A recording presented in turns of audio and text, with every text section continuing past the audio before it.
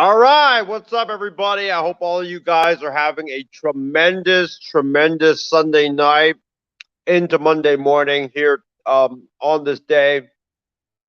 My name is Isaiah Leal, and welcome to Not Extra Point, but welcome to a brand new episode of Live from Levi's. I know we haven't done this in a very long time, but we're going to do it right now. I mean, it's fitting. We have to do it because, especially after the 49ers 37-34 come from behind thriller over the Las Vegas Raiders today.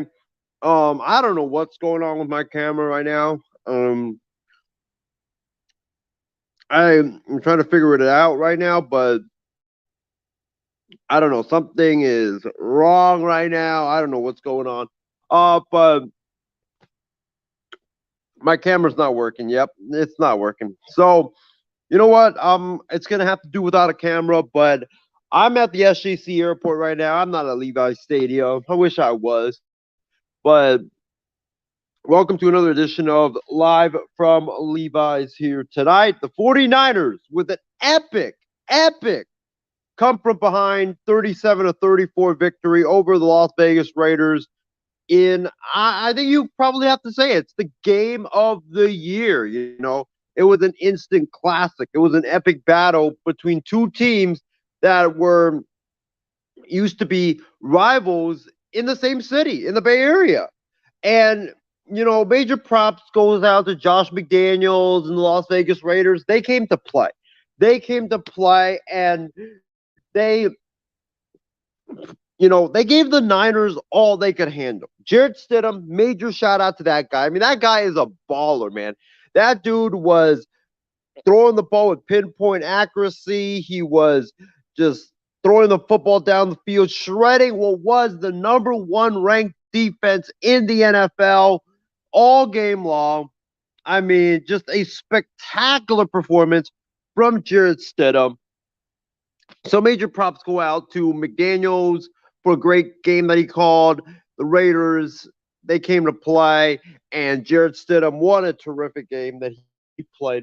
But, this was, I would say, the win of the season. There's been a lot of great wins for the 49ers this season.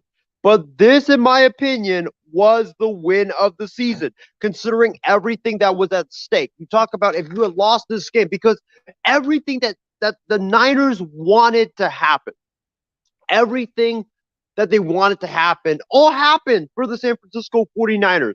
Coming into this week, the Niners, they had an outside shot at getting the number one seed. They had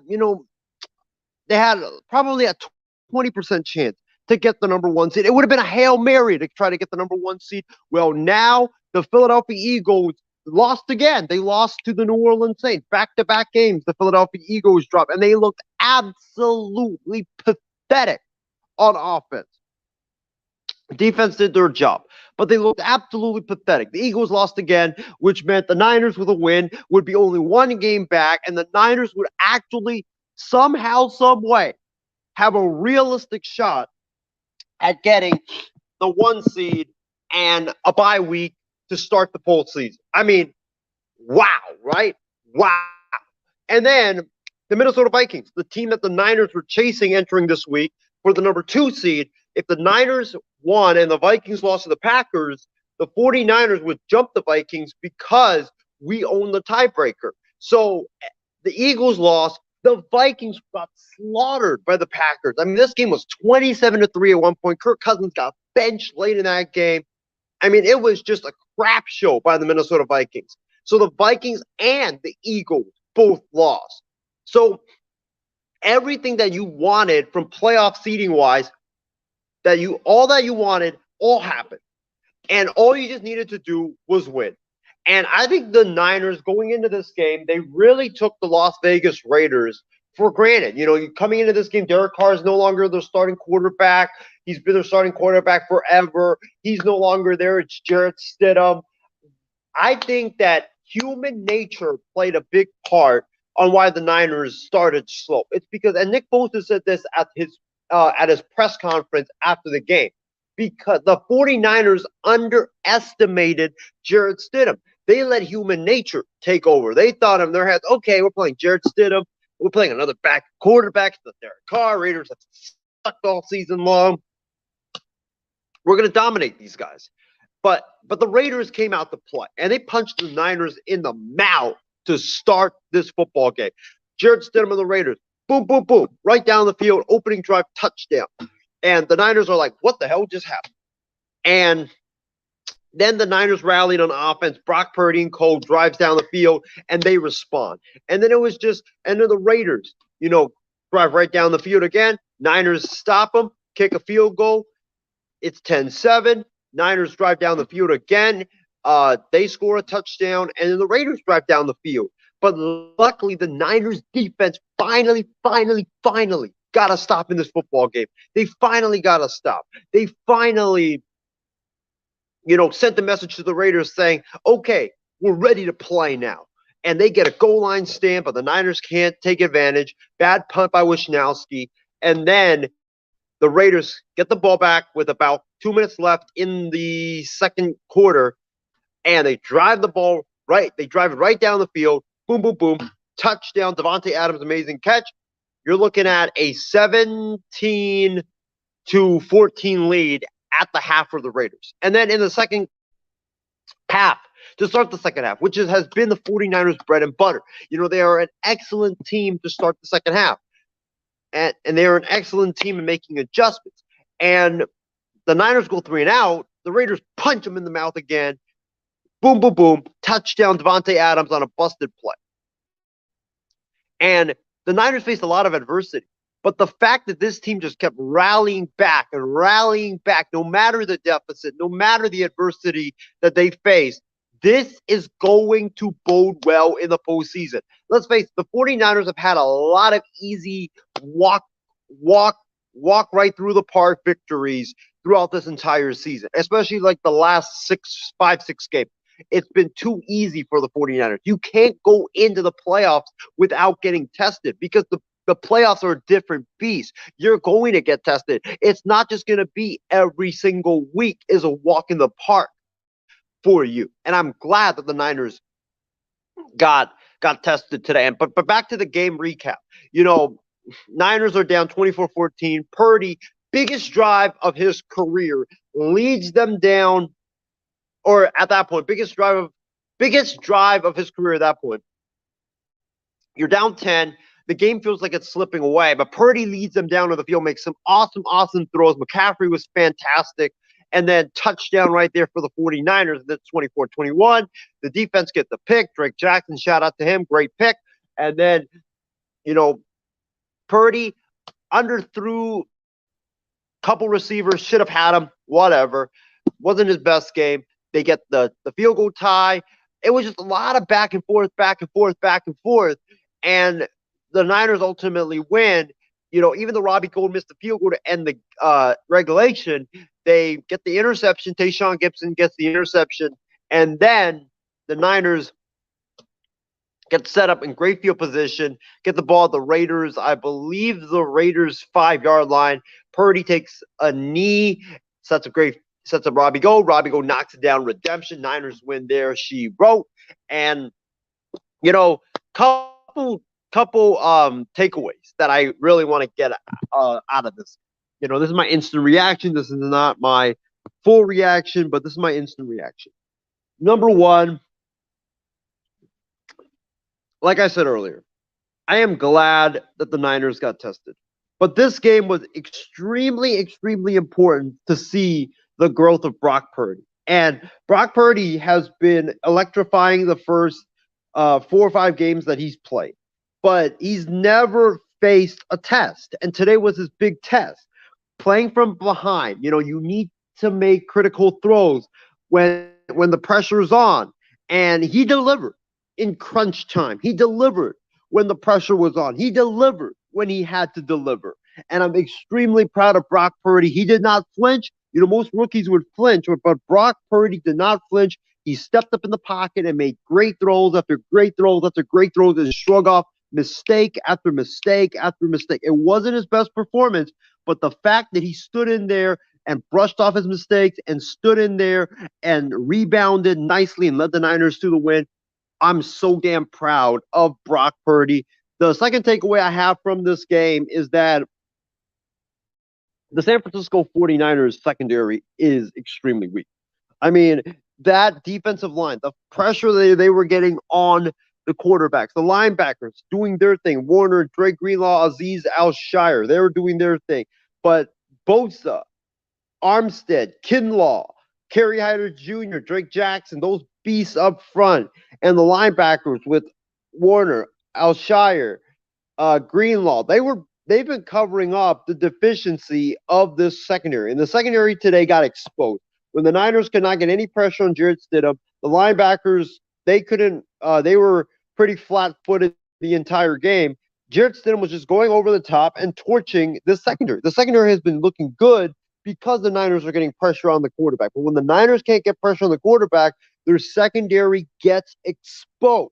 And it's a big weakness for the 49ers because when you go into the playoffs, and I'm happy they got exposed because it gets them to, number one, not be complacent, but it also helps the 49ers correct some weaknesses that they have in the secondary in practice, which they'll work on this upcoming week for the game against Arizona, and then in the postseason for whomever they play. But the secondary is weak, you know. Charvarius Ward, he's great corner. He is a really, really great corner. But I don't know about the other guys, you know, Diamador Lenore. You had guys out there that George Odom. I mean, Tayshaun Gibson was great, especially at the end, but he got beat a few times. Talanoa Hufanga, I mean, that guy has been making hard hits after hard hits after hard hits this entire season, but he got beat for multiple big plays. The secondary, they got to get their act together. They got to get fixed up. They got to get all the leaks plugged because when playoffs come, man, it's a totally different beast. Aaron Rodgers, I'm pretty sure, saw this game. I'm pretty sure Brady saw this game. I'm pretty sure Jalen Hurts watched this game and said, wow, that's the Niners' big weakness. Let's attack that secondary. And they're going to keep attacking your secondary until you can prove that you can shut down the other team's wide receiving corps. So the secondary needs a lot of work. And last but not least, I'll say this.